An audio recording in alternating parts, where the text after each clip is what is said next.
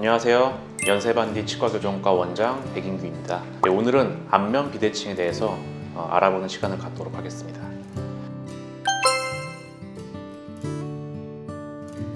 안면 비대칭은 누구나 다 갖고 있는 증상 중에 하나인데요. 모든 환자분들이 안면 비대칭이 있다고 해서 치료가 필요하진 않지만 비대칭으로 인해서 교합에 불균형이 있다든지 혹은 저작 관계에서 불편함이 있다면 교정 치료가 필요할 수가 있습니다.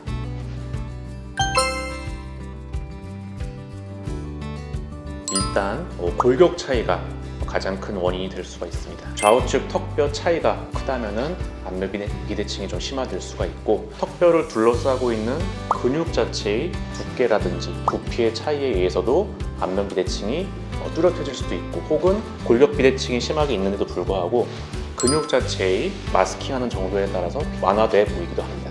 어렸을 때의 그런 턱관절 자체의 외상을 받은 경우에는 외상을 받은 그런 부분이 성장 가능성이 많이 떨어지기 때문에 성이 되었을 때 비대칭이 생길 가능성이 매우 높습니다. 마지막으로 저작하는 그런 악습관, 예를 들어서 한쪽으로만 좀 씹는다든지 한쪽으로만 턱을 벤다든지 이런 게 심화됐을 때도 비대칭의 원인이 될 수가 있습니다.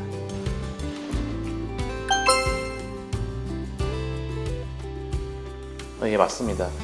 선천적인 또 질환 중에서 우리가 반안면 외소증이라는 질환이 있는데, 한쪽 턱이 성장을 굉장히 못하는 경우가 있어요. 그래서 그런 경우에는 점차 성장해 나가면서 비대칭의 정도가 심해지는 경우도 있습니다. 그래서 따라서 이제 그런 반안면 외소증이 있을 경우에는 조기부터도 치료를 시작하는 게 나중을 봤을 때는 더 도움이 될 수가 있고요. 또 두 번째로 혼합치열기, 유치가 빠지고 영구치가 나오는 시기에 간혹 이제 치아 위치가 안 좋은 경우에도 대표적으로 우리가 저작 활동을 많이 할 수 있는 큰 어금니, 혹은 이게 물고 가이드를 할 때 굉장히 중요한 치아인 견치, 송곳니가 반대 교합이 있을 경우에는 비대칭이 심화될 수가 있기 때문에 그러한 경우 보호자분들께서 관찰이 되신다면 조기에 치료를 진행을 하시는 게 좋습니다.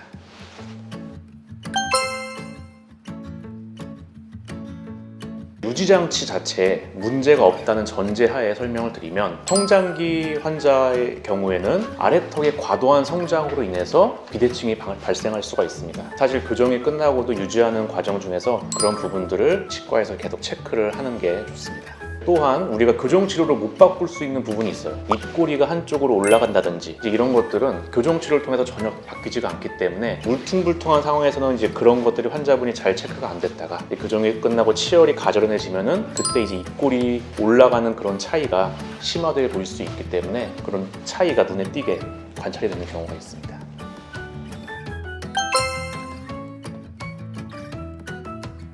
교정 치료를 통해서 개선이 되고 혹은 또 안 되는 부분이 있는데요. 예를 들어 안 되는 부분은 턱뼈 자체의 문제다, 턱뼈의 볼륨 차이에 생긴 문제, 길이 차이에 생긴 문제라면은 교정 치료를 하더라도 비대칭의 개선 효과는 크지 않습니다. 한쪽이 거꾸로 물리거나 한쪽이 떠서 생기는 그런 교합 문제 때문에 내가 물고 나서 아래턱이 틀어지는 현상이 있다면 교정을 통해서 그런 부분들은 개선이 가능합니다. 턱뼈의 길이라든지 부피라든지 이런 것들을 당연히 바꿀 수는 없지만 교합적인 문제 때문에 하악이 틀어지는 현상이 있다면 그런 것들은 교정 치료를 통해서 우리가 개선이 가능합니다.